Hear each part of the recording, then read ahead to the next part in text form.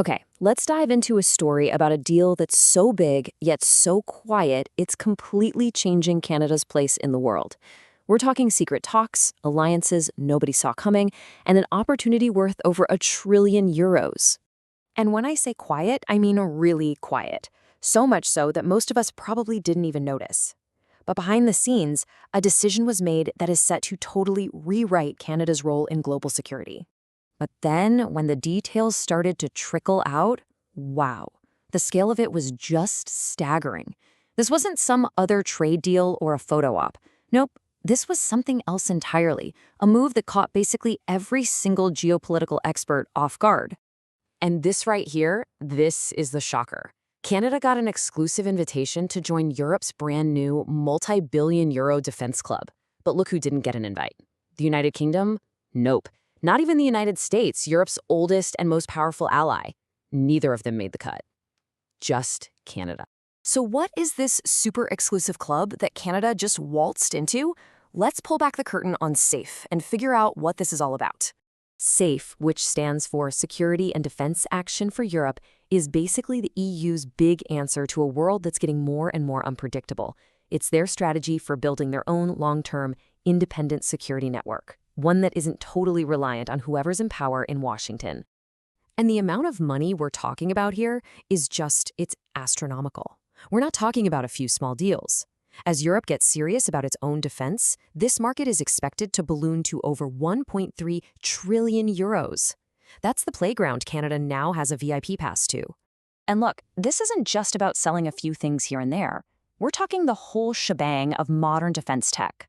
By joining SAFE, Canadian companies are now on the inside track for Europe's long-term shopping list for everything from next-gen drones to cutting-edge aerospace systems. Which, of course, brings us to the big question, right? The one you're probably asking. Why Canada? How did Ottawa get this golden ticket when its closest allies were told to wait outside?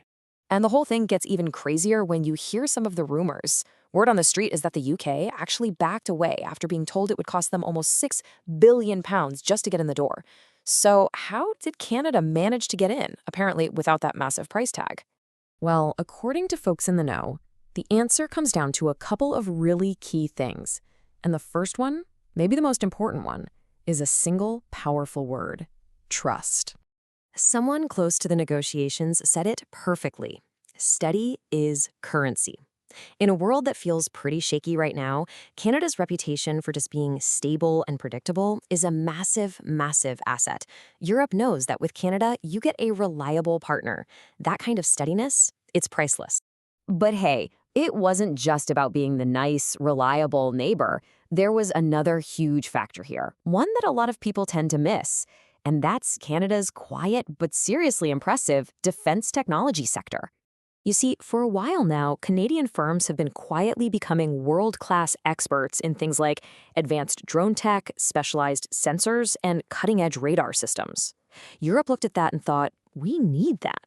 Plus, they needed to make sure they weren't buying everything from just one or two places. Canada was the perfect fit. All right, so we've got the what and the why. But what does it all mean? Let's talk about the real-world impact of this deal for Canada's economy and its role on the world stage. On the money side of things, this is just huge. Seriously, some analysts are calling this the single biggest opportunity the Canadian defense industry has ever seen. We're looking at a potential boom that could completely transform the entire sector. And a boom like that means one thing: jobs. And not just any jobs. We're talking really good, high-tech jobs. Suddenly, there's going to be a huge need for more engineers, cybersecurity pros, robotics experts, you name it. This is a game changer. But as big as the money is, the shift in global politics is maybe even bigger. For decades, Canada's security has been almost totally linked to the United States. Now, this doesn't change that relationship, but it adds a whole new dimension. Canada isn't just tied to one partner anymore. It now has other options, new leverage, and a really important safety net. So when you put it all together, what you're seeing is a complete change in how Canada fits into the world. It's a shift from being a country that mostly follows the lead of others to being a country that's actually at the table, helping to shape what happens next. There's this one quote from the talks that just nails it. It says that for the first time in a long, long time, Canada isn't just reacting to what's happening in the world, it's helping to shape it.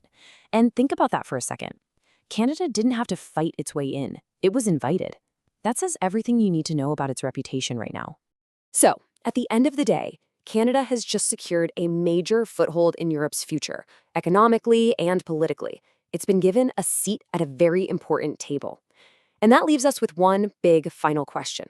With this new power and new influence, is Canada ready for what comes next?